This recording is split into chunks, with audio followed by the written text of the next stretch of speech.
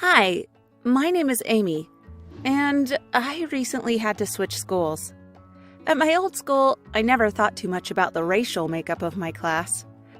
There were a few students of color, but most of my classmates were white like me. But at my new school, I was going to be the only white girl. For the first time in my life, I had to think about what it's like to be a minority. How they have to deal with being the minority in so many situations. I felt guilty for my fear of being the only white girl. Things are so much harder for people of color than they are for white people. What did I have to complain about? But it didn't change my nervousness about going to a new school. What if people there hated me?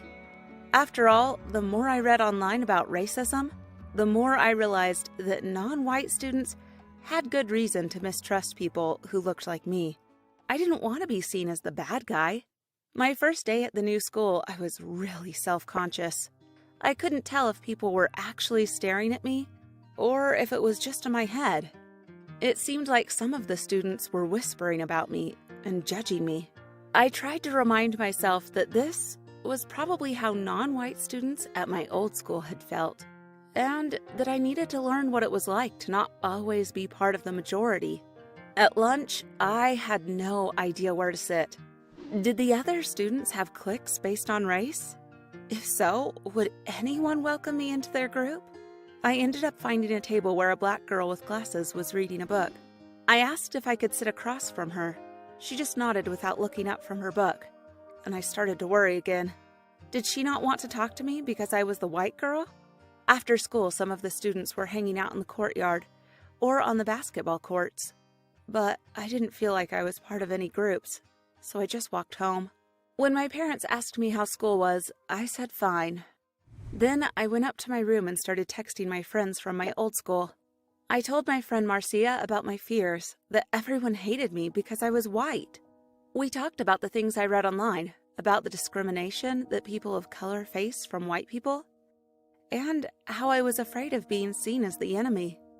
I asked if she thought I should try explaining this fear to some of the students at my new school, but she said it was probably best for the two of us to talk about these issues. Also, she asked, did I really have any evidence that the people at my new school disliked me because I was white? I admitted I didn't, so the next day I sat with the girl with glasses again at lunch, and I introduced myself instead of just sitting silently. Her name was Kendra, and she was a sophomore like me. She wanted to be a writer someday, which was why she was always reading. We had a great conversation, and she told me to meet her in the courtyard after school, and she'd introduce me to some friends.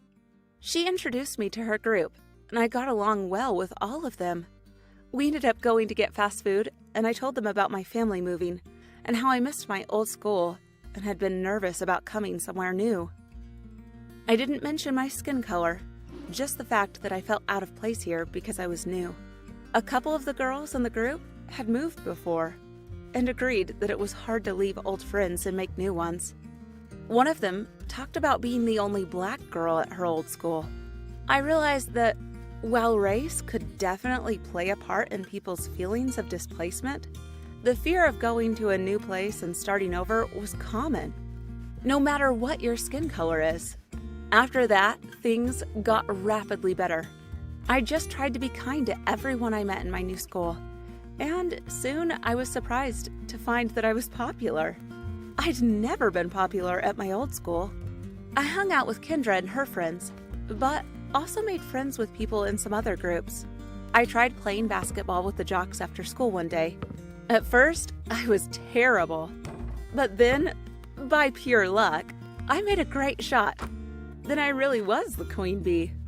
At least for a day or two, until they realized it had been a fluke. I'm still much more conscious than I was of what it's like to be a minority. I'm not saying that my experience means that I understand what life is like for people of color. When I'm feeling like I don't belong, I talk to Marcia, who reminds me that I still have friends back in my old town, but that it's awesome how many friends I've made at my new school, and that being kind to others can help you belong anywhere. Did you like this story? Share your experiences in the comments below.